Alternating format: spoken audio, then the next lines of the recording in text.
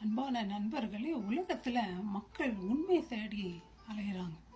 எது உண்மை எது பொய்னே மக்களுக்கு தெரியல. ஏன்னா நிறைய அந்த உலகத்தில் இருக்குது. இயேசு கிறிஸ்துவ கூட உண்மையை கேட்குறாங்க. அதுக்கு இயேசு கிறிஸ்து என்ன சொல்கிறார் தெரியுங்களா? நானே சத்தியம் ஜீவனுமாக இருக்கிறேன், என்னை இல்லாமல் ஒருவனும் பிதாவாண்டை வரான்னு சொல்கிறார். சத்தியம் உண்மை இயேசு கிறிஸ்து. அவர்கிட்ட இருந்து தான் உண்மையே பிறக்குது. ஒரு பொய் சொல்லாதவர் அவர். உலகத்தில் நம்ம விளையாட்டு கூட பொய் சொல்லுக்கிறோம். பொய் சொல்கிறவங்க எங்கே போகிறாங்க தெரியுங்களா? அதுக்கு என்ன நியாய தீர்ப்பு தெரியுங்களா? பைபிளில் நான் படிக்கிறேன்.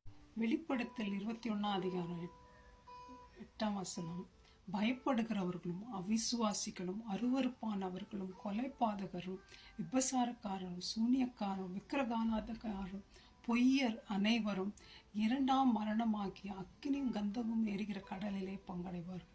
டைரெக்டாக அவங்க நரகத்துக்கு தான் போகிறாங்க. இனிமேல் பொய் சொல்லாதீங்க. பொய் சொல்லியிருந்தா கூட விட்டுருங்க. பொய் வேண்டாம். பொய் சொன்னால் நிறைய பேர் ஜெயிலுக்கு போயிருக்காங்க, தண்டனைக்கு அனுபவிச்சிருக்காங்க.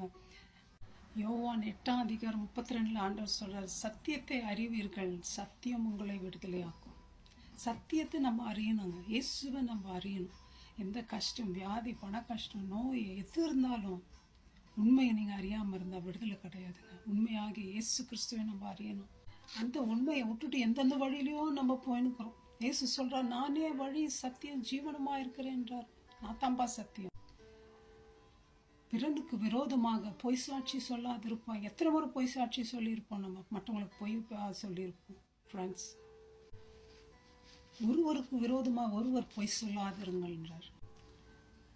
3 யோவான் 1:4 பெற்றவங்களுக்கு என்ன சந்தோஷங்களாம், என் பிள்ளைகள் சத்தியத்திலேயே நடக்கிறார்கள் என்று கேள்விப்படுகிற சந்தோஷத்திலும் அதிகமான சந்தோஷம் எனக்கு இல்லை. என் பையன் எனக்கு பொண்ணு கொடுத்தாலும், பணம் கொடுத்தாலும், நிலம் வாங்கி கொடுத்தாலும், ஆஸ்தி கொடுத்தாலும் அந்த சந்தோஷம் இல்லைங்க. ஆண்டவருடைய பிள்ளையா ஆண்டவருடைய வழிகளில் நடக்கிறாங்கன்னு அதை கேள்விப்பட்டால் இருக்கிற சந்தோஷம் அளவே கிடையாது. நம்ம என்ன பழம் கொடுக்குறோமோ அந்த பழத்திலிருந்து நம்ம பற்றி தெரியும் ஆண்டவருக்கு. நம்ம உண்மையான கனிகளை கொடுக்குறோமா, பொய்யான அழுகுன கனிகளை கொடுக்குறோமா, எந்த ஆவியின் கனிகளை நம்ம கொடுக்குறோம்? ஃப்ரெண்ட்ஸ், நான் பாவி இல்லை, நான் நல்லா இருக்கேன், நான் எல்லாம் நல்லா செய்கிறேன் அப்படின்னு நாம ஏமாற்றிக்கிறோம். உண்மை நமக்குள்ளே இல்லைன்றார் ஆண்டவர்.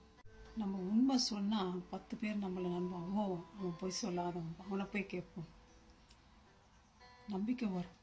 ஃப்ரெண்ட்ஸ், உண்மையான இயேசுவை நோக்கி பார்ப்போம்.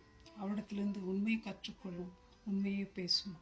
May God bless you, my friends. Thank you.